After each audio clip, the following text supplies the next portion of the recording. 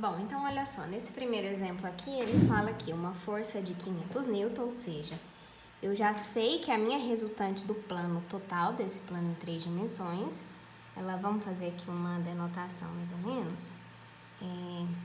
Vou deixar que esse plano aqui corresponde ao eixo X, Y, e o que sai aqui seja o eixo Z, ou seja, nem precisaria de eu ter escrito, certo? Porque está funcionando como um plano cartesiano comum. Uma força de 500 newton. Então, eu vou colocar essa força mais ou menos aqui no primeiro quadrante. E essa força, ela é a minha resultante do meu plano. Diz que faz ângulos de 60, 45 e 120, respectivamente, com os eixos X, Y e Z. Então, ela sai aqui, ó. Sai da força e toca X a 60 graus. Sai daqui e toca em Y a 45 graus. E sai dela tocando em Z, olha só, sai da força tocando em Z, sempre adjacente a 120 graus.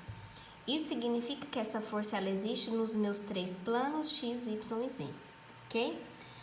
E ele pede para encontrar qual é a componente F de X, qual é a componente F de Y e qual é a componente F de Z dessa resultante que vale 500 newtons.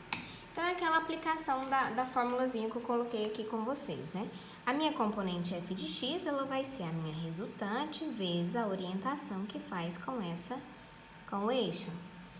Ou seja, a minha resultante, ela vale 500 newton vezes o meu cosseno, olha só, para tocar em X, toca 60 graus. Então, vezes o cosseno de 60. Fazendo aqui, então, essas considerações, nós temos 500 vezes o cosseno de 60. Eu tenho uma força F de X que vale 250 newtons. Qual é a minha componente F de Y da resultante? Então, vai ser a minha força resultante vezes a orientação que faz com esse eixo específico. A resultante é 500 vezes a orientação que toca em Y, que é o meu ângulo de 45 graus. Então, vezes cosseno de 45. 500 vezes o cosseno de 45, eu tenho uma força de 353,55 newtons aproximadamente, que toca o eixo Y. E a componente que toca em Z, ela vale a minha força resultante vezes a orientação que toca esse eixo específico. Resultante vale 500 vezes o cosseno, o ângulo que toca em Z é cosseno de 120.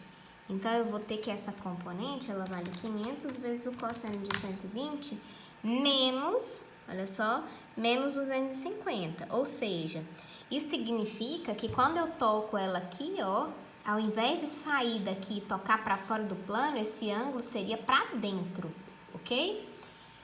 Então, a gente pode expressar essa força resultante aqui, ó, em forma de vetor. Ele pede em forma de vetor. Então, eu posso expressar em forma de vetor unitário da seguinte maneira, ó, vale 250 ao longo de I, mais, porque é positivo a minha componente Y, 353,55 ao longo de J, ok? Menos 250 ao longo de K. Isso tudo está em Newton. Então, eu posso representar que essa força resultante possui essas componentes e toca nos 3 eixos. Vamos verificar aqui quanto que vale essa resultante. Se eu disse que a força resultante do plano ela vale 500, então para eu comprovar se essas realmente são as componentes dessa força resultante, basta eu fazer o quê? Levar essas componentes ao quadrado. Fiz esse cálculo aqui, ó. Minha força resultante, ela é raiz quadrada, só tô tirando a prova aqui com vocês.